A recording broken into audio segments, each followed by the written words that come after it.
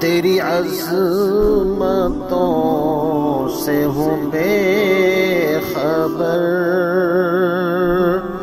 یہ میری نظر کا قصور ہے۔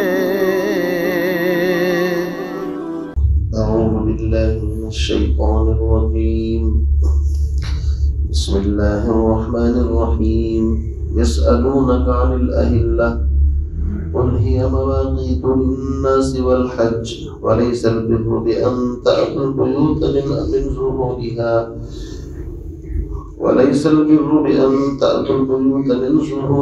ولكن البر من اتقى وأتوا البيوت من أبوابها واتقوا الله لعلكم تفلحون وقاتلوا في سبيل الله الذين يقاتلونكم ولا تعتدوا إن الله لا يحب المعتدين واقتلوهم حيث ثقفتموهم وأخرجوهم من حيث أخرجوكم والفتنة أشد من القتل ولا تقاتلوهم عند المسجد الحرام حتى يقاتلوكم فيه فإن قاتلوكم فاقتلوهم كذلك جزاء الكافرين فإن انتهوا فإن الله غفور رحيم وقاتلوهم حتى لا تكون فتنة ويكون الدين لله فإن انتهوا فلا عدوان إلا على الظالمين الشهر الحرام بالشهر الحرام والحرمات قصاص فمن اعتدى عليكم فاعتدوا عليه بمثل ما اعتدى عليكم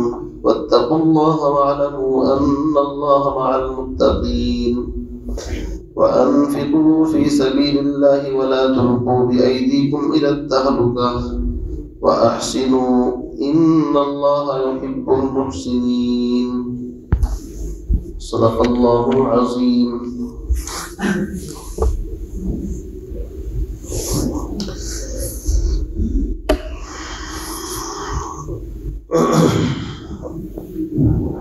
اس سے پہلی آیات میں رمضان المبارک کے روزے کی فرضیت، اس کی فضیلت اور رمضان کے روزوں کے مسائل بیان کیے گئے۔ اب ظاہر بات ہے چونکہ رمضان کا جو مہینہ ہے وہ چاند دیکھ کر کے شروع ہوتا ہے اور چاند دیکھنے کے بعد رمضان کا مہینہ ختم ہو کر کے شوال شروع ہو جاتا ہے،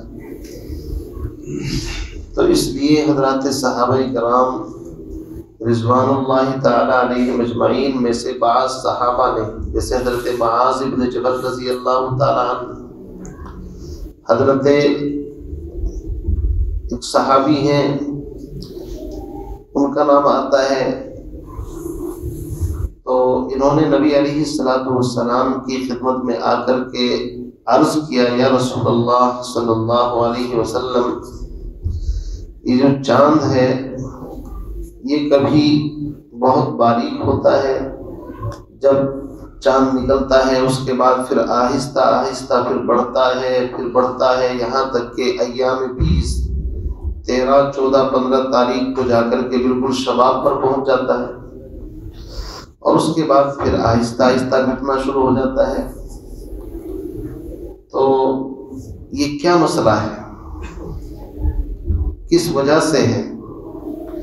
سوال یا تو صحابہ نے اس کی حکمت پوچھنی چاہیے، اگر حکمت معلوم کی کہ اس کی حکمت کیا ہے تو پھر تو سوال برا نہیں ہے، چونکہ اس کا جواب آگے جو کچھ دیا گیا ہے وہ بالکل ایک دم سوال کے مطابق ہو جائے گا۔ اور اگر حضرات صحابہ نے اس کی علت معلوم کی، علت کہتے ہیں سبب، اس کے پیچھے لوجک کیا ہے، تو چونکہ انسان ہر حکم کی لوجک جاننے کا مکلف نہیں ہے کہ ہر حکم کی پہلے اس کو علت بتاؤ، سبب بتاؤ، اس کے بعد اس پر عمل کرے گا، ایسا تو ضروری ہے نہیں۔ تو پھر صحابہ نے اگر علت معلوم کی ہے تو یہ جواب اعلیٰ اسلوب الحکیم مانا جاتا ہے، یعنی سوال کرنے والا اپنی مرضی سے سوال کر رہا ہے، لیکن جواب دینے والا مجیب مفتی اس کو حق ہوتا ہے کہ وہ سائل کی صلاحیت کے اعتبار سے جواب دے، وہ دیکھ لے اس سوال کا جواب اس کے لیے مناسب بھی ہے یا نہیں۔ تو انہوں نے یہ سوال کیا اور یاد رکھیے چاند جب نکلتا ہے تو بالکل ایک دم کھجور کی شاخ کی طرح باریک ہوتا ہے، اس کو ہلال کہتے ہیں۔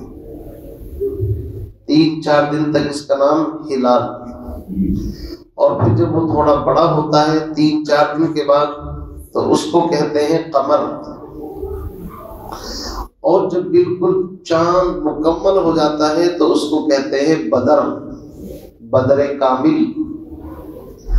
اور 15 کے بعد جب وہ گھٹنا شروع ہو جاتا ہے تو پھر در بدر، یعنی کہ پھر پیچھے کی طرف آنا شروع ہو جاتا ہے، تنزلی کی طرف۔ تو سوال صحابہ نے اس کی حکمت اگر پوچھی تو اللہ نے جواب یہ دیا۔ ویسے صحابہ بہت کم سوال کرتے تھے، حضرت عبداللہ ابن عباس رضی اللہ تعالیٰ عنہ سے منقول ہے کہ تقریباً 12 یا 14 سوال جن کا ذکر قرآن کریم میں مختلف جگہ پر آیا ہے، یہ سوالات کیے ہیں صحابہ نے پیغمبر علیہ السلام سے۔ باقی صحابہ اس انتظار میں رہتے تھے کہ باہر سے کوئی آدمی آئے، مسئلہ پوچھے اور ہمیں بھی پتہ چل جائے۔ فرمایا یسألونک عن الأہلہ، میرے محبوب یہ تجھ سے پوچھتے ہیں عن الأہلہ، چاندوں کی بارے میں، یعنی اس کی جو گھٹنے بڑھنے کی کیفیت ہے یہ کیا ہے؟ قل، آپ فرما دیجئے، ہی مواقیت للناس، یہ لوگوں کے لیے اوقات کو پہچاننے کا ایک بہترین نظام ہے، کیلنڈر ہے۔ کیسے؟ دنیا کے اندر 2 نظام ہے، ایک شمسی ایک قمری، 2 ہی کیلنڈر ہے۔ یہ جنوری فروری کا جو چکر ہے یہ تو شمسی حساب کا ہے، اور محرم، سفر، ربیع الاول، ربیع الثانی، جمادی الاول، جمادی الثانی، رجب، شعبان، رمضان، شوال، ذوالقعدہ، ذوالحجہ، یہ قمری کیلنڈر ہے۔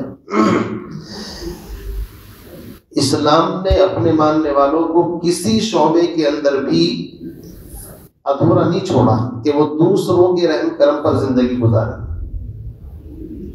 عبادات مکمل ہیں، معاملات مکمل ہیں، اخلاق مکمل ہے۔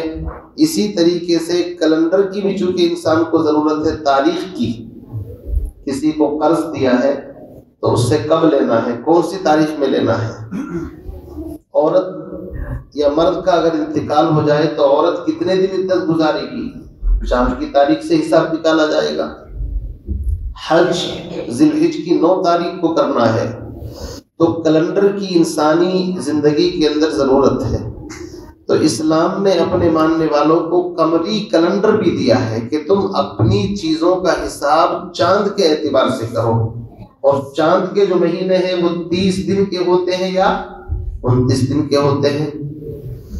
اس اعتبار سے علماء نے لکھا ہے کہ شمسی اور قمری کیلنڈر کے اندر سال میں تقریباً 10 یا 11 دن کا فرق ہو جاتا ہے۔ اب اگر آپ اس کو موجودہ اعتبار سے، کیلکولیٹر کے اعتبار سے اس کا حساب نکالیں تو تقریباً 36 سال کے اندر 1 سال کا فرق ہو جاتا ہے شمسی اور قمری حساب کے اندر۔ تو جو لوگ اپنی زکوٰۃ شمسی حساب سے نکالیں گے تو 1 سال کی زکوٰۃ ان کے اوپر رہ جائے گی، 36 سال میں آپ اس کا اگر حساب لگائیں گے تو بہت ساری چیزوں پر فرق پڑتا ہے شمسی اور قمری کے اندر۔ اس لیے مسلمانوں کو اپنے نظام کے اندر قمری کیلنڈر کو رائج کرنا چاہیے۔ اپنے ملازمین کی تنخواہ دو چاند کے اعتبار سے، کسی کو کچھ رکھنا ہے، تاریخ رکھنی ہے، نکاح کی، ولیمے کی، کوئی پروگرام ہے تو وہ کس پر رکھو؟ چاند کے اوپر، چاہے پھر شمسی کوئی بھی پڑ رہی ہو، یعنی ہم اس کو مین رکھیں۔ تو صحابہ نے جب یہ پوچھا یسألونک عن الأہلہ، میرے محبوب یہ تجھ سے پوچھتے ہیں چاند کی تاریخوں کے بارے میں، اس کے گھٹت بڑھت کے بارے میں، قل، آپ ان کو جواب دے دیجئے، ہی مواقیت للناس، یہ لوگوں کے اوقات کے لیے ایک کیلنڈر ہے، والحج، اور حج کی تاریخوں کا تعین بھی اسی سے ہوتا ہے کہ حج کے 5 دن ہیں، 9، 10، 11، 12، 13۔ یہ ایک مسئلہ ہو گیا۔ آگے زمانہ جاہلیت کی ایک رسم کا ذکر ہے۔ ایک رسم انہوں نے یہ بنا لی تھی کہ جب وہ زمانہ جاہلیت میں حج کا احرام باندھ کر کے نکلتے اپنے گھروں سے بیت اللہ کا طواف کرنے کے لیے، راستے میں اگر انہیں کوئی چیز یاد آ جاتی کہ بھائی فلاں چیز بھول گئے، اب گھر واپس جانا ہے، یا بیت اللہ کا طواف حج کر کے جب فارغ ہو کر کے آتے ہیں تو گھروں میں دروازے کی طرف سے داخل نہیں ہوتے تھے، بلکہ پشت کی طرف سے، پیچھے کی طرف سے، چاہے نقب لگا کر کے دیوار توڑنی پڑے اور چاہے سیڑھی یا کوئی اور سسٹم کرنا پڑے، اوپر کی طرف سے آتے تھے۔ یہ تکلف انہوں نے کیوں کیا؟ اس کی نسبت ابراہیم علیہ السلام کی طرف کرتے تھے کہ یہ پہلے سے رسم چلی آ رہی ہے، حالانکہ شریعت ابراہیم میں ایسی کوئی رسم نہیں تھی۔ تو ان کا ارادہ اس سے یہ تھا کہ اب ہم پاک صاف ہو کر کے آئے ہیں، ہم نے احرام کے کپڑے پہن رکھے ہیں، تو جن دروازوں سے ہم غلط سلط کام کر کے مکانوں کے اندر جاتے ہیں، اب وہ دروازے اس لائق نہیں کہ ہم احرام کی حالت میں بھی اس دروازے سے جائیں۔ حالانکہ عقل کی کمی کہہ لیجئے، اگر یہ مانا جائے کہ دروازے سے نہیں جا سکتے تو پھر مکان میں کیوں جا رہے ہو؟ کیوں؟ اسی سوچنے کی بات ہے۔ بس ایک انسان جب غلط رسم پر چلتا ہے تو قوت فکر و عمل پہلے فنا ہوتی ہے، تب کسی قوم کی عظمت پہ زوال آتا ہے۔ جب کسی قوم پہ زوال آنا شروع ہوتا ہے تو پہلے اس کی عقل صلاحیتیں چھن جاتی ہیں، پھر وہ ایسی چیزوں کے اندر مبتلا ہو جاتا ہے کہ چاہے وہ حکمت کے بھی خلاف ہو، لیکن جی ہم نے تو اپنے بڑوں کو ایسے ہی۔ ابھی ایک مثال کے طور پر ایک دستور چل رہا ہے لال خط، کہ اگر لڑکے یا لڑکی کی شادی کی تاریخ طے کرنی ہے تو سفید وائٹ پیپر پہ لکھنے پہ پتہ نہیں اس کو کیا غلط محسوس کرتے ہیں کہ یہ لال ہی خط ہونا چاہیے، اور بعض تو ایسے کپڑے کا لے کر کے آتے ہیں اس پہ پینسل بھی نہیں چلتی پین، لیکن پھر بھی لال ہی ہوتا ہے۔ کیوں جی یہ کوئی سنت ہے؟ بتائیے یہ دین کا کوئی حصہ ہے؟ یہ دین کا کوئی حصہ نہیں ہے۔ مقصد تو تاریخ کا طے کرنا تھا، اس لیے کہ پہلے زمانے کے اندر موبائل نہیں تھے، فون نہیں تھے، یہ نہیں وہ، ایک تاریخ لکھ لی جائے تاکہ کسی کو الجھن پریشانی نہ ہو۔ اور مثل مشہور ہے کہ لکھتم کے سامنے بکتم کی نہیں چلتی، مثل مشہور ہے نا، تو لکھی ہوئی بات محفوظ ہو جاتی ہے۔ اب مقصد لکھنا ہے، ضروری نہیں کہ لال کارڈ ہی کے اوپر خط لکھا جائے، جو چیز میسر ہو، لال پڑا ہے لال پہ لکھ دو، گرین پڑا ہے گرین پہ لکھ دو، وائٹ پڑا ہے پیپر وائٹ پہ لکھ دو، مقصد تاریخ کا لکھنا ہے۔ لیکن نہیں جی لال تو خط تو آیا ہی نہیں مثال کے طور پر، تو یہ چیزیں وہ ہو جاتی ہیں کہ جو دین میں اپنی طرف سے اضافہ۔ تو اس طرح کی رسوم کے اندر جب قومیں مبتلا ہوتی ہیں تو پھر وہ بڑے کام نہیں کرتی۔ کوئی ایسا کام جو دین کا کام نہ ہو، اپنی طرف سے انسان اس کو دین کا کام سمجھ کر کے کرے تو یہ بے دینی ہے، بدعت ہے۔ ایک صحابی، غالباً صحابی ہوں گے، ابو اسرائیل ان کا نام تھا، وہ دھوپ کے اندر کھڑے ہوئے تھے، دھوپ، حالانکہ سایہ موجود تھا۔ پیغمبر علیہ السلام نے صحابہ سے پوچھا کہ بھئی یہ دھوپ میں کیوں کھڑے ہیں؟ کہا اللہ کے نبی اس نے اپنے اوپر یہ فرض کر لیا ہے کہ تو میں چپ رہوں گا، کسی سے بات نہیں کروں گا، ایک یہ کہ میں دھوپ میں رہا کروں گا، چھاؤں میں نہیں رہوں گا، اور یہ کہ میں روزہ رکھوں گا۔ روزے سے بھی ہے، آپ نے فرمایا روزے کی جہاں تک بات ہے اس کو کہو، اس کو پورا کر لے شام تک، لیکن اللہ نے جو نعمتیں دی ہیں، راحتیں دی ہیں، ان سے فائدہ اٹھانا چاہیے، دھوپ کے بجائے چھاؤں میں کھڑا ہونا چاہیے۔ رہی بات چیت کرنے کی، جائز اور صحیح بات کرنی چاہیے، غلط بات نہیں کرنی چاہیے۔ مطلب یہ ہے کہ اپنی طرف سے خام خواہ دین کے اندر یا اپنے اوپر کوئی غلط بات لاد لینا یہ کوئی دین نہیں ہے۔ تو ان لوگوں نے، اوس اور خزرج کے لوگ ایسا کرتے تھے۔ ایک مرتبہ ایک صحابی دروازے سے داخل ہو گئے تو اس کو ڈانٹنے لگے سب، تم نے اپنے باپ دادا کی رسم کے خلاف کر دیا۔ اللہ کے نبی علیہ السلام دروازے سے داخل ہوئے تو وہ بھی دروازے سے داخل ہوئے۔ آپ نے پوچھا تم دروازے سے کیوں داخل ہوئے؟ فرمایا اللہ کے محبوب میں نے آپ کو دیکھا اور ہم تو آپ پر ایمان لائے ہیں، ہم نے تو آپ کا کلمہ پڑھا ہے، تو اللہ کے نبی بڑے خوش ہوئی، آیات نازل ہوئی، پتہ یہ چلا کہ دینداری یہ نہیں کہ تم اپنے مکانوں کی چھتوں سے آؤ، اصل دینداری یہ ہے اللہ اور اس کے رسول کے حکم کو دیکھو کہ کیا منشا ہے، یہ دینداری ہے۔ اسی کو فرمایا وَلَيْسَ الْبِرُّ بِأَن تَأْتُوا الْبُيُوتَ مِن ظُهُورِهَا، یہ کوئی نیکی نہیں کہ تم مکانوں میں اس کی پشت کی طرف سے آؤ، یہ کوئی نیکی نہیں ہے، اس کو نیکی سمجھ کر کے تم کر رہے ہو۔ پھر اصل نیکی کیا ہے؟ وَلَٰكِنَّ الْبِرَّ مَنِ اتَّقَىٰ، اصل نیکی وہ ہے جو اللہ سے ڈرے۔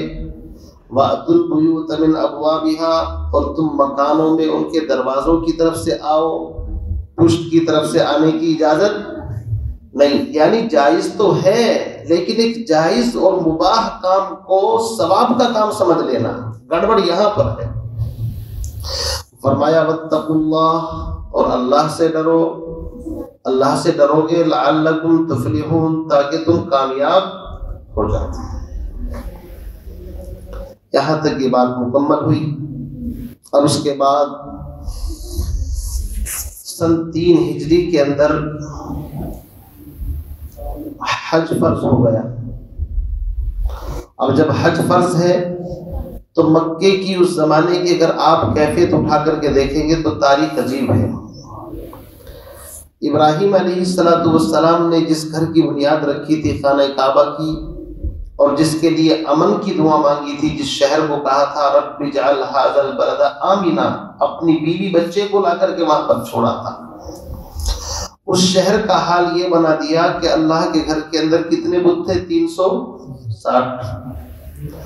اور جو نبی اس مکے کی سرزمین پر ابراہیم علیہ السلام کی دعاؤں سے آیا، ابراہیم علیہ السلام نے دعا مانگی تھی کعبے کو بناتے ہوئے، رب اجعل رب ارینی، کیا کہا؟ ربنا وابعث فیہم رسولا منہم یتلو علیہم آیاتک، الہی میں نے تیرا گھر بنا دیا ہے، اس کو آباد کرنے کے لیے انہی لوگوں میں سے ایک نبی، ایک پیغمبر بھیج جو اس کو آباد کرے۔ تو دعا مانگی ابراہیم علیہ السلام نے پہلے، اسی لیے حضور فرمایا کرتے تھے صلی اللہ علیہ وسلم کہ میں اپنے باپ ابراہیم کی دعاؤں کا ثمرہ اور نتیجہ ہوں۔ اب جب وہ نبی اس سرزمین پر پیدا ہوا اور ضرورت پڑی کہ وہ اللہ کے گھر کو کفر سے، شرک سے پاک کرے، بت پرستی سے، تو مسئلہ یہ ہو گیا کہ مکے کی سرزمین پر اللہ کا نام لینا ایسا ہو گیا جیسے آگ کا انگارہ ہاتھ میں رکھنا۔ حضرت بلال کی، حضرت سمیہ کی، حضرت یاسر کی، حضرت خباب کی داستان آپ سب پڑھے ہوئے ہیں۔ اتنا ظلم ان لوگوں کے اوپر ہوا، حضرت عمر رضی اللہ تعالیٰ عنہ جب مسلمان ہوئے 40ویں نمبر پر، تب جا کر کے تھوڑی سی کچھ تقویت ملی، لیکن پھر بھی اتنا کھل کر کے عبادت نہیں کر سکتے تھے۔ اللہ کی طرف سے 13 سال تک مسائل تکالیف برداشت کرنے کے بعد، 13 سال کہنا آسان ہے، آپ دیکھیے کتنے دن بیٹھتے ہیں، کتنے گھنٹے بیٹھتے ہیں۔ 13 سال تک جب ان کے اوپر وہ زمین تنگ کر دی تو حبشے کی طرف ہجرت کی، وہاں بھی چین سے بیٹھنے نہیں دیا، وہاں تک پہنچ گئے پیچھا کرتے کرتے، اور وہاں کے بادشاہ کو تحفے طائف لے جا کر کے دیے تاکہ وہ ہماری بات سنیں، اور کہا کہ ہمارے کچھ غلام اپنے باپ دادا کے دین سے برگشتہ ہو کر کے آ گئے ہیں۔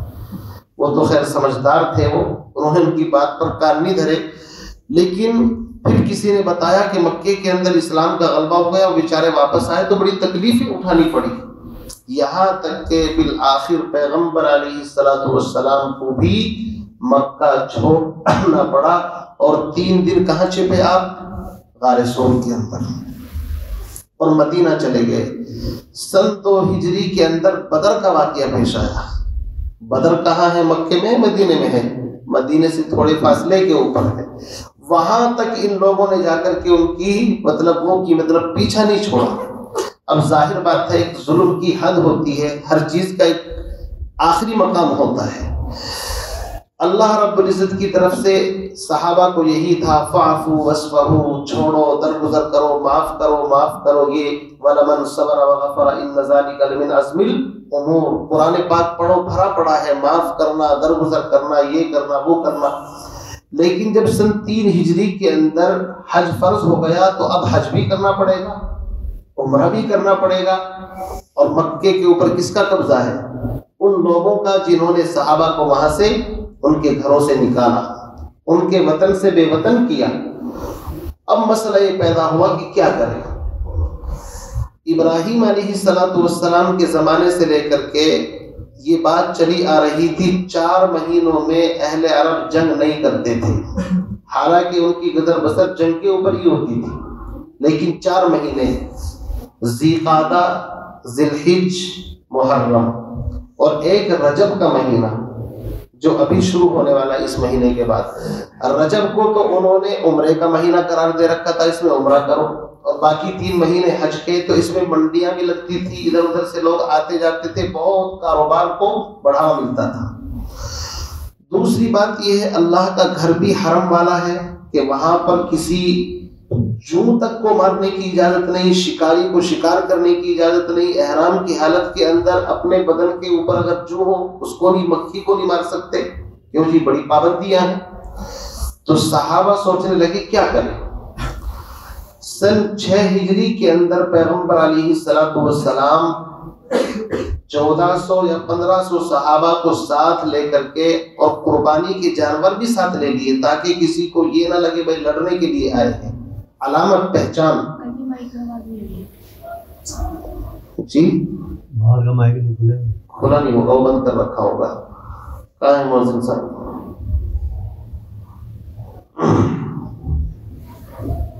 مؤذن صاحب سے بول تو باہر کا مائک چالو کر دیں گے، بیچارہ آیا وہ کھلوانے کے لیے۔ تو سن 6 ہجری کے اندر صحابہ کی ایک جماعت کو لے کر کے آپ عمرے کے ارادے سے نکلے، لیکن صحابہ کو 2 باتیں ستا رہی ہیں کہ بدر کی لڑائی تو ہو چکی سن 2 ہجری کے اندر، اب ہم جائیں گے کہیں ایسا نہ ہو کہ کوئی دقت پریشانی کرے، تو ہم کیا کریں؟ ابھی تک صحابہ کو مقابلے کا حکم نہیں آیا، اپنے ڈیفینس اور بچاؤ کا کوئی حکم نہیں، ادھر سے ظلم ہے، اور آپ جب داستان اٹھائیں گے دیکھیں گے تو آپ کو حیرت ہوگی کہ بڑے ظلم ان کے اوپر کیے، لیکن اللہ کے نبی کی یہی تعلیم تھی، صبر، معاف، درگزر، برداشت کرو، ہے نہیں یہ۔ اب تقریباً 1400 صحابہ کرام یا 1500 جب حدیبیہ کے مقام پر پہنچے تو مشرکین کو پتہ چل گیا عمرے کے لیے آ رہے ہیں، تو آ کر کے انہوں نے راستہ روک دیا، یہاں تک کہ نبی علیہ السلام نے حضرت عمر سے کہا جاؤ مکے میں لوگوں کی غلط فہمی کو دور کرو، بات چیت کے ذریعے سے مسئلہ حل کرو۔ حضرت عمر نے معذرت کی، اللہ کے نبی وہ مجھ سے چڑھتے ہیں، دشمنی رکھتے ہیں، مجھ سے بھی برداشت نہیں ہوگا، کچھ ہو سکتا ہے غلط بات نہ ہو جائے، حضرت عثمان کو بھیجیں، یہ ذرا ان کی رشتہ داریاں ہیں، اور چونکہ یہ بنو امیہ میں سے تھے، کون؟ حضرت عثمان، اور یہ جتنے بھی تھے ابو سفیان وغیرہ، یہ پورے کے پورے وہی قبیلہ تھا، تو قبیلے کا ایک فرق ہوتا ہے۔ پھر حضرت عثمان کے اتنے احسانات تھے مکے والوں پر، یہ بڑے سخی تھے، اور سخی آدمی کی محبت دلوں میں ہوتی ہے جو خرچ کرتا ہے۔ حضرت عثمان جب وہاں گئے تو انہوں نے آفر دی کہ آپ طواف کر لو، ہم آپ کو اجازت دیتے ہیں۔ حضرت عثمان نے کہا میں اپنے نبی علیہ السلام کے بغیر طواف کی بات کرتے ہو، وہاں جانا بھی گوارا نہیں کرتا، اس لیے کہ دین ملا ہے نبی کے ذریعے سے، نبی کو وہاں روک دو اور مجھے آفر کرتے ہو طواف کی، میں نہیں جاؤں گا۔ ادھر کسی نے خبر اڑا دی کہ حضرت عثمان کو شہید کر دیا گیا، تو اس کا ذکر سورہ فتح میں آئے گا، پارہ نمبر 26 میں۔ پیغمبر علیہ السلام نے 1400-1500 صحابہ سے ایک درخت کے نیچے بیعت لی، اس کا ذکر ہے لقد رضی اللہ عن المؤمنین، اللہ ان ایمان والوں سے راضی اور خوش ہو گیا، اذ یبایعونک تحت الشجرہ، جو درخت کے نیچے بیعت کر رہے تھے، موت کے اوپر بیعت کی تھی کہ اس کا بدلہ لیں گے۔ اسلام میں ایک جان کی قیمت اتنی ہے کہ اس کے لیے کچھ بھی چاہے پھر ہو جائے، اس لیے یاد رکھیے اسلام امن کا مذہب ہے، ناحق کسی ایک جان کو بھی تکلیف پہنچانا اسلام گوارا نہیں کرتا۔ 1400 صحابہ جو عمرے کے لیے آئے تھے ان سے بیعت کس لیے؟ موت کے اوپر، کہ حضرت عثمان کا بدلہ لیں گے، لیکن پتہ چلا خبر جھوٹی تھی۔ اس سے پتہ چلا ایک جان کی ویلو کتنی ہے۔ اسی لیے اسلام کے اندر اگر کوئی کسی کو قتل کر دے تو پھر بھائی اب تمہاری بھی جان بخشی نہیں ہے، چونکہ تم نے غلط قدم اٹھایا ہے۔ تو عرض کرنے کا مقصد یہ ہے 4 مہینوں کی حرمت ادھر صحابہ کو وہاں پر روک دیا گیا، اب کیا کریں؟ قرآن پاک کی آیات نازل ہوئی، کہا دیکھو معاہدے کی جو باتیں ہوتی ہیں وہ دونوں طرف سے ہوتی ہیں، اگر ایک آدمی تم پر زبردستی ظلم کرے تو تم اس ظلم کو برداشت مت کرو، ایک برداشت کی حد ہوتی ہے۔ قرآن پاک کی آیت نازل ہوئی وَقَاتِلُوا فِي سَبِيلِ اللَّهِ، تم لڑو اللہ کے راستے میں، الَّذِينَ ان لوگوں سے يُقَاتِلُونَكُمْ جو تم سے قتال کریں، مطلب یہ صاف ہے اگر وہ تم سے لڑیں اور اس بات کا بھی احترام نہ کرے کہ تم عمرے کے لیے آ رہے ہو، اللہ کے گھر کا احترام بھول جائیں وہ اور تم پر ہاتھ اٹھائیں، تو اب تک تمہیں ہم روک رکھا تھا کہ لیکن اب تم کو اجازت دی جاتی ہے کہ تم بھی ان سے کیا کرو؟ قتال کرو، لیکن شرط ہے وَلَا تَعْتَدُوا، حد سے زیادہ تجاوز نہیں کرنا۔ حد سے زیادہ تجاوز کیوں نہیں کرنا؟ ان اللہ لا يحب المعتدین، اس لیے کہ اللہ تعالیٰ حد سے بڑھنے والوں کو پسند نہیں کرتا۔ حد سے بڑھنا یہ ہے کہ اسلام میں جنگ کے بھی اصول ہیں، ضابطے ہیں۔ وہ اصول یہ ہے کہ جو تمہارے مقابلے پر آئے اس کا مقابلہ کرنا ہے، جو بھاگ رہا ہو جنگ سے اس کا پیچھا نہ کیا جائے، کوئی زخمی ہے اس کو قتل نہ کیا جائے۔ زخمی ایسا نہیں کہ بھائی دیکھا کہ اس کا تو کام کسی نے کر دیا، لا تو ثواب کمانے کی نیت سے اس کا کام پورا کر دے، نہیں، وہ زخمی ہے اس کو چھوڑو، مقابلہ اس کا ہے جو تمہارے ساتھ مقابلے پر آیا ہے۔ کسی عورت کو قتل نہ کیا جائے، کسی بچے کو قتل نہ کیا جائے۔ ان کے مذہبی علماء جو ان کے عبادات کے جو مطلب مراکز ہیں ان کے اندر رہتے ہیں، ان کو قتل نہ کیا جائے، کسی بوڑھے کو قتل نہ کیا جائے۔ آپ سن سکتے ہیں یہ اصول ہیں۔ ہرے درختوں کو نہ کاٹا جائے، کھیتی کو نقصان نہ پہنچایا جائے، کسی جانور کو ناحق تکلیف نہ پہنچائی جائے، یہ اصول ہیں، ضابطے ہیں۔ اسی کے بارے میں فرمایا وَلَا تَعْتَدُوا، حد سے آگے نہیں بڑھنا۔ یہ تو ایک علاج ہے، اگر وہ تم پر ہاتھ اٹھا رہے ہیں، اب ظلم کی حد ہو چکی ہے، تمہیں وہاں سے نکال دیا، لیکن جس نبی کو جس مقصد کے لیے بھیجا ہے اللہ کے گھر کو پاک کرنے کے لیے، اگر اس میں کوئی روڑا بنے گا تو رکاوٹ کو تو ہٹانا پڑے گا نا۔ اب ہاتھ پر ہاتھ رکھنے کی اجازت نہیں۔ اب ایسی آیات کے بارے میں بہت سے لوگوں کو غلط فہمی ہوئی کہ قرآن تو لڑائی جھگڑے کا حکم دیتا ہے اور یہ تو مذہب برانگیختہ کرنے والی باتیں ہیں، یہ ہے وہ ہے۔ ہم کہتے ہیں قرآن پاک کو ٹھنڈے دل سے پڑھو، قرآن کہہ کیا رہا ہے۔ پوری دنیا کے اندر ڈیفینس کا حق ہر ایک کو ہوتا ہے، اپنی جان بچانے کا حق۔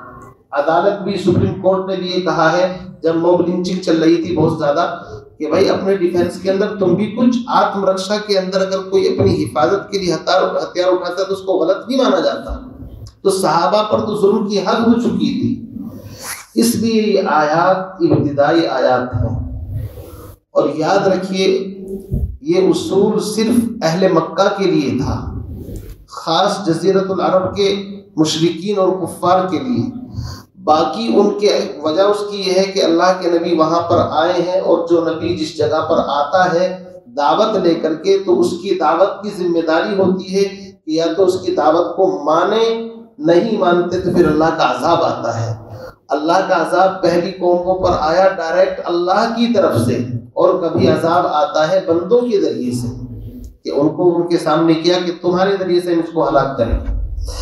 تو فرمایا وَاقْتُلُوهُمْ، اب تم ان سے قتال کرو، حَيْثُ ثَقِفْتُمُوهُمْ، جہاں بھی تم ان کو پاؤ، چاہے وہ حرم کے اندر ہوں اور چاہے حرم سے باہر ہوں۔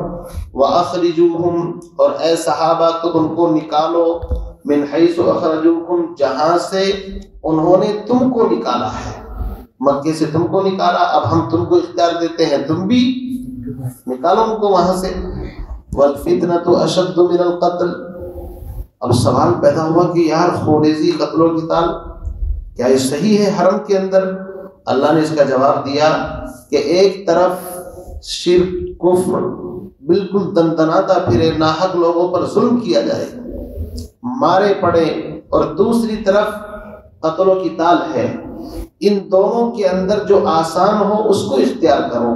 عقل کا تقاضا یہ ہے جب انسان دو مصیبتوں کے اندر گرفتار ہوتا ہے تو اس میں آسان کو اختیار کیا جاتا ہے. اور میں اس کی ایک مثال یہ دیا کرتا ہوں کہ جب گاڑی کوئی نیا آدمی ڈرائیونگ سیکھتا ہے اور اس کو لائسنس جب دیا جاتا ہے تو اگر اس سے سوال کرے RTO کہ جناب آپ گاڑی لے کر کے جا رہے ہیں, 5-10 آدمی گاڑی میں بیٹھے ہوئے ہیں, ایسے راستے پر آپ گاڑی چلا رہے ہو کہ ایک طرف ایک بکری کھڑی ہوئی ہے, بھینس کھڑی ہوئی ہے, اور ایک طرف ڈمفر کھڑا ہوا ہے اور بچنے کی کوئی شکل نہیں ہے, تو آپ یہ بتاؤ اپنی گاڑی کو بکری کے ذریعے سے ایکسیڈنٹ کرنا پسند کرو گے یا ڈمفر کے ساتھ؟ تو جواب کیا ہے؟ عقل کا جواب یہ ہے کہ بکری کے ساتھ ٹھیک ہے, کم سے کم انسانی جان بچ جائے گی, ایک بکری کی اس کے مقابلے میں کوئی ویلو نہیں ہے. اور ڈمفر کے ساتھ ٹکر لے گی تو جناب پورا کا پورا ہی کیا ہو جائے گا, جزء لا یتجزا, کچھ بھی نہیں بچے گا. تو اللہ فرماتے ہیں کہ ایک طرف ان کا تم کو مکے سے نکالنا, برابر ظلم و ستم کے پہاڑ توڑنا, دوسری طرف یہ معمولی سا آپریشن ہے. تو یہ بہت آسان ہے اس کے مقابلے میں, اس لیے تم اس کو وہ مت سمجھو. والفتنۃ اشد من القتل, اور فتنہ پھیلانا یہ قتل سے بھی زیادہ سنگین ہے, اس لیے قتل تو بہت ہلکا ہے اس کے معاملے میں. اگر خدا نہ خواستہ کسی انسان کے ہاتھ میں پیر میں کوئی ایسا مرض ہو جائے کہ ڈاکٹر یہ تجویز کریں کہ اگر اس عضو کو نہیں کاٹیں گے تو پورے جسم کے اندر انفیکشن پھیل جائے گا, تو اس عضو کو کاٹنا مریض کی ہمدردی ہے یا مریض پر ظلم ہے؟ بھائی ہمدردی ہے. اللہ فرماتے ہیں کہ ایسے ہی ہم جو تمہیں قتال کی اجازت دے رہے ہیں یہ ایسے ہی ہے, مرض زیادہ بڑھ چکا ہے, اب اس کا علاج کرنا پڑے گا, نہیں کرو گے تو مرض بڑھتے بڑھتے پتہ نہیں کہاں تک پہنچے گا. والفتنۃ اشد من القتل, فرمایا کہ دین سے لوگوں کو برگشتہ کرنا, ان کو ستانا, یہ قتل سے بھی زیادہ سنگین ہے, اس لیے قتل تو بہت ہلکا ہے اس کے مقابلے. بات آگے سے ہے. البتہ صحابہ کو پھر بھی ایک ادب سکھایا کہ تم اپنی طرف سے مسجد حرام کے اندر پہل کرنے کی اور قتل و قتال کی کوشش مت کرنا. ولا تقاتلوہم عند المسجد الحرام, تم ان سے قتال مت کرنا مسجد حرام کے پاس. کب تک؟ حتی یقاتلوکم فی, جب تک کہ وہ تم سے اس میں قتال نہ کرے. یعنی اگر وہ کرنے لگے تو پھر تمہیں ہاتھ پر ہاتھ رکھنے کی اجازت نہیں ہے, پھر تم بھی بدلہ لو. فَإِن قَاتَلُوكُمْ, پس اگر وہ تم سے قتال کرے, فَاقْتُلُوهُمْ, تو تم بھی ان کو قتل کرو. كَذَلِكَ جَزَاءُ الْكَافِرِينَ, اس لیے کہ جو حرم میں قتال کرے, ایسے انکار کرنے والے کافروں کی سزا یہی ہے کہ تم بھی وہاں پر ان سے بدلہ لو. یہ كَذَلِكَ جَزَاءُ الْكَافِرِينَ ان لوگوں کے بارے میں قرآن کہہ رہا ہے جو حرم کا احترام اور تقدس باقی نہ رکھیں, تو ایسے لوگوں کی, ایسے کافروں کی سزا یہی ہے کہ تم بھی ان کا تقدس باقی نہ رکھو. بھائی وفا تم کرو تو وفا ہم کریں گے, اور جفا تم کرو تو جفا ہم کریں گے. ہم بھی تو تمہاری طرح انسان ہیں, جیسا تم کرو گے ایسا ہم کریں گے, سیدھی بات ہے. فرمایا فَإِنِ انْتَهَوْا, لیکن اگر وہ باز آ جائیں, کس سے؟ یا تو کفر اور شرک سے ہی توبہ کر لیں, یا باز آنے کا مطلب یہ ہے کہ تم سے صلح کر لیں اور لڑائی جھگڑا جو انہوں نے فتنہ فساد پھیلا رکھا تھا اس سے باز آ جائیں, تو اب ہم تم کو بتاتے ہیں کوئی بات نہیں. فإن اللہ غفور رحیم, اللہ تعالیٰ معاف کرنے والا ہے, چھوڑو بات, اصل مقصد تو عمرہ کرنا ہے. لیکن آگے کی جو آیت ہے اس کو سمجھیے. فرمایا کہ دیکھو اب بہت ہو چکا ہے, اب اسلام کا نظام آگے کی طرف بڑھ رہا ہے, اب ہاتھ پر ہاتھ دھر کے بیٹھا نہیں جا سکتا, بہت ہو چکا. قرآن پاک کی سورہ حج کی آیت نازل ہوئی, اذن للذین یقاتلون بانہم ظلموا, جن لوگوں پر ظلم ہوا تھا اللہ ان کو قتال کی اجازت دیتا ہے. سورہ توبہ کے اندر آئے گا کہ 4 مہینے کی ان کو مہلت دو, یا تو خالی کریں ورنہ پھر جہاں ملے ان سے قتال کرو. یہ خاص پس منظر کے اندر ہے, خاص موقع کے اندر. اسلام کی پالیسی یہ ہے کہ اسلام پوری دنیا کے اندر تمام دینوں پر غالب ہونے کے لیے آیا ہے. کاہے کے لیے آیا ہے؟ غالب. غالب کا مطلب یہ ہوتا ہے، یعنی اس میں فرق ہے لفظوں کو سمجھنا. یہ نہیں کہ ساری دنیا کے لوگوں کو مسلمان کرنے کے لیے آیا ہے. زبردستی دین کے اندر داخل کسی کو نہیں کیا جاتا. قرآن نے کہا ہے فمن شاء فلیؤمن ومن شاء فلیکفر، جس کی مرضی آئے ایمان قبول کرے جنت کا مستحق ہو، جس کی مرضی آئے کفر کر کے جہنم کا مستحق بن جائے. اللہ کا تو کوئی بینیفٹ ہے نہیں اس میں، تو راستہ کھلا ہوا ہے. انا اعتدنا للظالمین نارا، ہاں جو نہیں مانے گا ہم دیکھ لیں گے اس کو. قرآن کہتا ہے ان الدین عند اللہ الاسلام، سارے دینوں میں سب سے بیسٹ دین کون سا؟ اسلام. قرآن کہتا ہے دین اسلام کے علاوہ اللہ کے یہاں کوئی دین قبول نہیں ہے. اور قرآن یہ بھی کہتا ہے فاعفوا واصفحوا، معاف کرو، درگزر کرو، صبر کرو، سارے کام کرو. لیکن ساتھ ساتھ یہ بھی کہتا ہے هو الذی ارسل رسولہ بالہدی ودین الحق لیظہرہ علی الدین کلہ ولو کرہ المشرکون. کافر چاہے اس کو ناپسند کرے چاہے پسند، ان کی مرضی، لیکن دین اسلام تمام دینوں پر غالب ہونے کے لیے آیا ہے. غالب کا مطلب یہ ہے کہ جزیرۃ العرب کی پالیسی الگ ہے اور عرب کے علاوہ پوری دنیا کی پالیسی الگ ہے.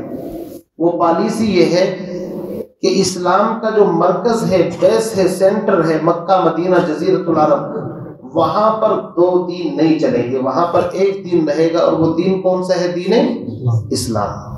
وہاں پر کمپرومائز کسی بھی شکل میں نہیں ہو سکتا.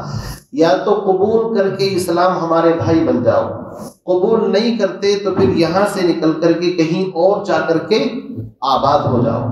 اور میں اس کی ایک مثال دیتا ہوں. دنیا کے اندر جو لوگ اسلام پر اعتراض کرتے ہیں وہ غور کریں، اٹلی کے اندر ویٹیکن سٹی کے نام سے ایک الگ ملک ہے جہاں پر کیتھولک عیسائیوں کا بڑا چرچ ہے اور اس ملک کی آبادی بڑی کم ہے، لیکن ان کا قانون یہ ہے کہ یہاں پر کوئی بھی ہمارے مذہب کے علاوہ کوئی دوسرے مذہب کا آدمی داخل نہیں ہو سکتا.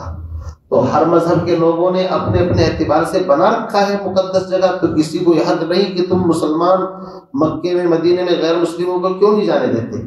جواب یہ ہے کہ وہاں پر جانے کے لیے ایک شرط ہے. جیسے ہر ملک میں جانے کے لیے ویزا پاسپورٹ ہوتا نہیں ہوتا ہے، ایسے ہی وہاں جانے کے لیے اسلام کا قانون یہ ہے کہ مسلمان ہونا ضروری ہے. مسلمان ہو جاؤ پھر کوئی روکنے کے لیے تیار نہیں. تو اس میں کوئی اعتراض نہیں ہونا چاہیے کسی کو. تو جزیرۃ العرب کی پالیسی یہ ہے کہ یہاں پر دو دین نہیں چلیں گے، یا تو دین قبول کرو یا پھر نکل جاؤ. اللہ کے نبی نے اعلان کیا تھا اخرج الیہود والنصارى، کہ یہود اور نصارہ کو یہاں سے نکالا جائے. حضرت عمر نے سب کو نکال دیا تھا، بھائی جاؤ. لیکن اس کے علاوہ اگر دنیا کی کسی خطے کے اندر غیر ایمان والا ہے تو یا تو اس پر اسلام پیش کیا جائے، مان لیتا ہے تو بڑی اچھی بات ہے، نہیں مانتا ہے تو زبردستی کلمہ نہیں پڑھا جائے گا، بلکہ یہ کہا جائے گا تم اطاعت قبول کرو. جزیہ ٹیکس اس کے اوپر رکھا جاتا ہے، اس کا ذکر سورہ توبہ میں آئے گا. وہ چاہے ایک معمولی سا ہی ٹیکس ہو، مقصد یہ ہے کہ اب تمہاری جان مال ہر چیز کی حفاظت اسلامی حکومت کی ذمہ داری ہے، اور تم اپنے پرسنل قانون کے اندر آزاد بھی ہو. اگر تم خنزیر کھاتے ہو کھاؤ، کوئی پرابلم نہیں. تم شراب پیتے ہو پیو، کوئی پرابلم نہیں. اور تمہارے مذہب میں اگر جس طرح کے بھی نکاح ہوتے ہوں اس کے اوپر بھی کوئی پابندی نہیں، چونکہ اسلام کسی پر زبردستی نہیں کرتا. بس غالب ہونے کا مطلب یہ ہے کہ جو پبلک کا جو ایک قانون ہوتا ہے اس قانون کے اندر کس کی چلے گی؟ اسلامی حکومت کی. باقی تمہارے پرسنل مذاہب سے کوئی چھیڑ چھاڑ نہیں کی جائے گی. تو یہ پالیسی کس کے لیے ہے؟ پوری دنیا کے انسانوں کے لیے. تو کون کہتا ہے کہ جو زبردستی مسلمان کرنا اسلام کے اندر ہے؟ لا اکراہ فی الدین، دین میں کوئی زبردستی نہیں ہے. اب صحابہ کو یہاں پر فرمایا جا رہا ہے وقاتلوہم، کہ تم ان سے قتال کرو، حتی لا تکون فتنہ، یہاں تک کہ فتنہ ختم ہو جائے اور فتنہ باقی نہ رہے. اس کو بیچ میں اگر چھوڑو گے تو پھر کل کو ابھی وقتی طریقے سے صلح کر لی تم نے، 10 سال کے لیے صلح ہوئی تھی لیکن اس کو 2 سال بھی پورا نہیں کیا انہوں نے، یہاں تک کہ 8 ہجری میں خود مکہ فتح ہو گیا تھا. اب اندازہ لگائیے. تو فرماتے ہیں کہ اب آگے بڑھنا ہے. تو اس فتنے کو یہاں سے مکے سے اس کو بالکل ختم کرو. وَقَاتِلُوهُمْ حَتَّى لَا تَكُونَ فِتْنَةٌ وَيَكُونَ الدِّينُ لِلَّهِ، اور دین خالص اللہ کا ہو جائے، یہاں پر اللہ کا کلمہ بلند ہو. اس لیے کہ اس کی بنیاد ابراہیم علیہ السلام نے ایمان پر رکھی تھی، کفر کے اوپر نہیں رکھی تھی. تو ناجائز قبضہ ہے، قبضہ ہٹانے کے لیے اگر تھوڑا بہت ہاتھ پیر ہلانے پڑے تو کوئی دقت نہیں ہے. آگے فرماتے ہیں فَإِنِ انْتَهَوْا، لیکن اگر وہ باز آ جائیں، پھر دوبارہ یہ لفظ آ گیا، خوشی سے چھوڑ دیں. یا اب آپ دیکھیے جب مکہ فتح ہوا تو اللہ کے نبی نے اعلان فرما دیا جس نے اپنے گھر کا دروازہ بند کر لیا اس کو امن، جو مسجد حرام کے اندر آ گیا اس کو بھی امن. اور اتنا معافی کا اعلان کیا، آپ حیرت میں جائیں گے. اللہ کے نبی نے اپنے دشمن ابو سفیان کے بارے میں کہا، جو ابو سفیان کے گھر میں پناہ لے لے اس کو بھی امن. یعنی یہ ہونا چاہیے تھا دشمن کے گھر میں تو چھوڑوں گا ہی نہیں اگر وہاں کو چلا گیا تو. لیکن اللہ کے نبی تھے، وہ دنیا کے اندر لوگوں کی جان لینے کے لیے نہیں آئے تھے، بلکہ آپ تو رحمت بن کر کے آئے تھے. جناب رحمت للعالمین نے سن کے فرمایا میں اس دہر میں قہر و غضب بن کر نہیں آیا، میں کیوں ان کے لیے قہر الہی کی دعا مانگوں، بشر ہیں بے خبر ہیں کیوں تباہی کی دعا مانگو. یہ ایمان نہیں لائیں گی، ان کی نسل ایمان لائیں گی، کوئی بات نہیں. چنانچہ معمولی سی جھڑپ کے بعد مکہ فتح ہوا اور آپ نے سب کو امن دے دیا سوائے چند لوگوں کے جن کا ظلم حد سے زیادہ بڑھا ہوا تھا. دیکھو ظالمین کا معاملہ الگ ہے، وہ آگے آ رہی آیت ابھی. فَإِنِ انْتَهَوْا، لیکن اگر باز آ جائیں، فَلَا عُدْوَانَ إِلَّا عَلَى الظَّالِمِينَ، تو ظالمین کے علاوہ اور کسی سے کچھ چھیڑ چھاڑ نہیں کی جائے گی. ظالمین کون تھے؟ جیسے نضر بن حارث، اور اسی طریقے سے ایک نام اور آتا ہے. یہ پیغمبر کی نقل اتارتے تھے، بدترین مذاق اڑاتے تھے، تو ایسے لوگوں کو چھانٹ کر کے الگ کیا کہ نہیں بھائی ان کی معافی نہیں. فتح مکہ کے موقع پر کئی لوگوں کا آپ نے نام لیا کہ اگر یہ جہاں ملے ان کو قتل کرو. ان میں سے ایک ابن خطل بھی تھا، اس کو خانہ کعبہ کے پردے سے چھپ گیا، وہیں پر قتل کیا. اسی طریقے سے ایک نام اور بھی آتا ہے عبداللہ بن سرح، آپ نے سنا ہوگا. عبداللہ بن سرح یہ حضرت عثمان کے خاندان سے تعلق بھی تھا. ان کے بارے میں ان سے سفارش کی اللہ کے نبی سے، تو اللہ کے نبی اتنے غصے میں تھے خاموش رہے. اور جب کئی مرتبہ معافی مانگی تو اللہ کے نبی نے کہا چلو اس کو یہاں سے ہٹاؤ، اور صحابہ کو کہا کہ تم نے اس کی گردن کیوں نہیں اٹھائی، سمجھے نہیں. تو بعض مجرمین کا جرم حد سے بڑا ہوا ہوتا ہے. وہ معاشرے کے لیے ایسے جیسے حکومتیں ہوتی ہیں نا، سب کو معاف کر دیتی ہے، لیکن بعض کو حکومتیں معاف نہیں کرتی، ان کا جرم بہت بڑا ہوتا ہے. بھائی اس کو تو سولی پہ چڑھانا ہی ہے، وہ اس لیے کہ اس کے ظلم کی نوعیت دیکھی جاتی ہے. کیوں جی؟ کہ کس کو معاف کرنا ہے کس کو نہیں. تو اس لیے اس اعتبار سے بھی کوئی اسلام کے اوپر انگلی نہیں اٹھا سکتا.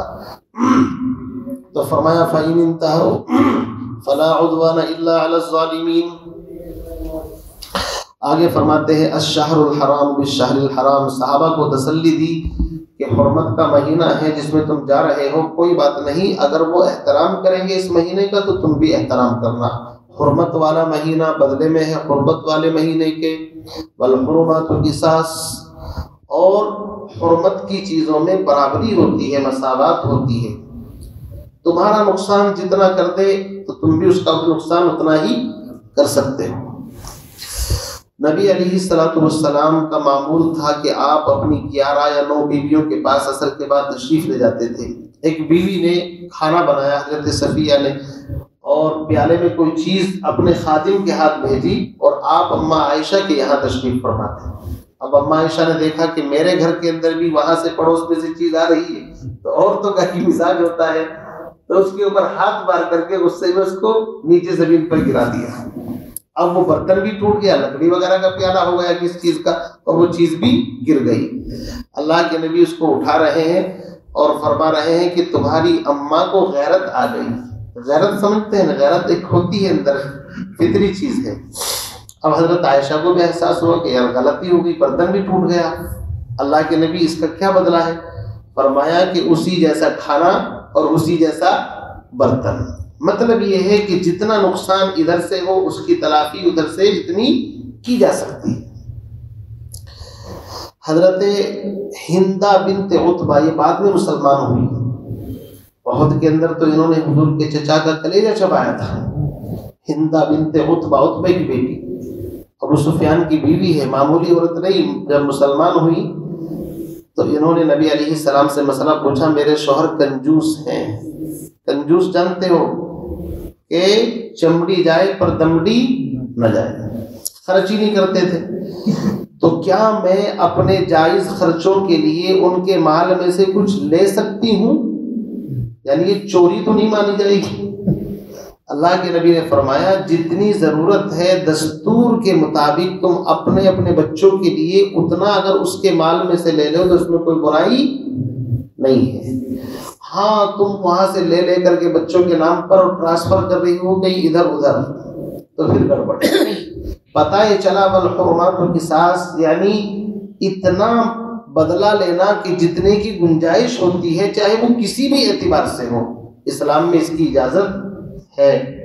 اسی سے ایک مسئلہ یہ نکلتا ہے کہ اگر ہم نے کسی کو مال دیا اور وہ ہڑپ کر کے بیٹھ گیا، دیتا ہی نہیں ہے، کبھی ہمارا داؤ بیٹھ گیا کہ ہمارے پاس اس کا کچھ مال آ گیا، تو ہم اگر دیکھتے ہیں کہ واقعی اس نے ناجائز طریقے سے ہمارا مال رکھا تھا تو اپنا مائنس کر کے اس کا حساب فائنل کر سکتے ہیں، جناب آپ اپنا لے لیجیے۔ ہاں اگر اس کے پاس امانت تھی اور بغیر اس کے قصور کے ضائع ہو گئی ہو، اس کا کوئی قصور نہیں، تو پھر آپ اس کو مجرم نہیں ٹھہرا سکتے، یہ امانت کا مسئلہ الگ ہے۔ تو فرماتے ہیں والحرمات قصاص فمن اعتدى علیکم، بس جتنی زیادتی کرے وہ تم پر، فاعتدوا علیہ بمثل ما اعتدى علیکم، تم بھی اتنی ہی زیادتی، زیادتی کا مطلب اتنا ہی بدلہ، دوسری طرف سے زیادتی نہیں بلکہ بدلہ ہوتا ہے، تم بھی اتنی ہی زیادتی کر سکتے ہو اس پر۔ واتقوا اللہ، اور اللہ سے ڈرو اور جان لو کہ اللہ تعالیٰ متقی لوگوں کے ساتھ ہے۔ تو اصل مسئلہ ہے برابری کا، تو اپنی طرف سے ناحق وہ کرنا اس کی اجازت نہیں ہے۔ اب ظاہر بات ہے جب اللہ کے راستے میں انسان قتال کرے گا تو اس کے لیے مال کی بھی ضرورت پیش آئے گی، بغیر مال کے تو کام چلنے والا ہے نہیں۔ اور سورہ بقرہ کا مضمون بھی یہی ہے، توحید، رسالت اور حج اور قتال فی سبیل اللہ اور انفاق فی سبیل اللہ۔ فرماتے ہیں وَأَنفِقُوا فِي سَبِيلِ اللَّهِ، اور اللہ کے راستے میں خرچ کرو، وَلَا تُلْقُوا بِأَيْدِيكُمْ إِلَى التَّهْلُكَةِ، اور اپنے آپ کو، اپنے ہاتھوں کو ہلاکت میں مت ڈالو۔ ہلاکت کیا ہے اس کی بھی بڑی تفصیل ہے، لیکن شارٹ کٹ میں سمجھ لیجئے، اللہ کے راستے میں خرچ نہ کرنا ہلاکت ہے۔ اللہ کے راستے میں خرچ کرنے کا اگر مطلب موقع ہے اور ضرورت ہے اور انسان خرچ نہ کرے تو یہ کیا ہے؟ ہلاکت۔ اس کا مطلب یہ نہیں کہ تم اپنے آپ کو ہلاکت میں نہ ڈالو، کا مطلب یہ نہیں ہے، اس کا مطلب یہ ہے کہ اگر تم اعلان لگا امیر کی طرف سے کہ اللہ کے راستے میں نکلو اور تم اپنے آپ کو گھر میں چھپا کر کے بیٹھ جاؤ تو گویا کہ تم اپنے آپ کو ہلاکت میں ڈال رہے ہو۔ اچھا کیا اس کی اجازت ہے کہ اگر دشمنوں کی تعداد ہے اور اکیلا آدمی ان کے سامنے ڈٹ جائے؟ کہا کہ ہاں، اگر کسی کے اندر اتنی جرأت ہے، اتنا بڑا دل ہے اور وہ دوسروں کو ترغیب دینے کے لیے ایسا کر رہا ہے تو اسلام میں اس کی اجازت ملتی ہے۔ ایسے کئی صحابہ ہیں کہ وہ گھس گئے، اور ایک صحابی تو قسطنطنیہ رومیوں کے ساتھ ایک مقابلہ تھا، اکیلے گھس گئے تو لوگ کہنے لگے ارے یہ تو اپنے آپ کو ہلاکت میں ڈال رہا ہے۔ حضرت ابو ایوب انصاری کہنے لگے اس آیت کو غلط جگہ فٹ مت کرو، یہ آیت ہمارے بارے میں نازل ہوئی ہے۔ جب اللہ نے اسلام کو غلبہ دے دیا تو ہم نے سوچا کہ اب تھوڑا سا اپنے کھیتی باغ مال اس چیز کی بھی فکر کر لیں، اور اگر ہم جہاد میں شریک نہیں ہوں گے تو کیا دقت ہے، تو اور لوگ بھی آ گئے ہیں کلمہ پڑھ کے، یہ چلے جائیں گے۔ تو اس موقع پر قرآن کی آیت نازل ہوئی۔ پتہ یہ چلا کہ ہمیں ہر موقع کے اوپر جب تقاضا ہو اس کے اوپر رہنا ہے تیار۔ فرمایا وَلَا تُلْقُوا بِأَيْدِيكُمْ إِلَى التَّهْلُكَةِ، اور اے صحابہ تم اپنے آپ کو، اپنے ہاتھوں کو ہلاکت میں مت ڈالو۔ وَأَحْسِنُوا، اب اس مضمون کو یہاں پر ختم کر رہے ہیں لیکن بڑے خوبصورت انداز میں۔ فرمایا اور احسان کرو، بھلائی کرو، ان اللہ یحب المحسنین، اس لیے کہ اللہ تعالیٰ بھلائی کرنے والوں سے محبت کرتا ہے۔ لفظ احسان جو ہے یہ ہر چیز کے ساتھ ہے۔ انسان نماز پڑھے تو نماز کا احسان یہ ہے کہ نماز خوبصورت طریقے سے اچھے سے وضو کرے، اللہ ہی کے لیے پڑھے، کوئی اور مقصد نہ ہو۔ انسان زکوٰۃ دے، زکوٰۃ کا احسان یہ ہے کہ غریب کی رعایت کر کے ردی اور گھٹیا چیز نہ دے، بلکہ عمدہ اور بہتر طریقے سے اس کو دے اور اس کو ذلیل اور رسوا نہ کرے۔ حج کے اندر احسان یہ ہے کہ کسی سے لڑائی جھگڑا نہ کرے۔ اسی طریقے سے ہر چیز کے اندر احسان کا حکم ہے۔ مہمان تمہارے پاس آ جائے تو اس کے ساتھ احسان کرو، اپنی حیثیت کے مطابق اس کی مہمان نوازی کرو۔ اس لفظ احسان کا تعلق پورے اسلام کے اندر جتنے بھی معاملے ہیں، عبادات، معاملات، معاشرت، ہر ایک سے ہے۔ اللہ کے نبی نے یہاں تک فرمایا کہ جو اپنے لیے پسند کرو وہی اپنے بھائی کے لیے بھی پسند کرو۔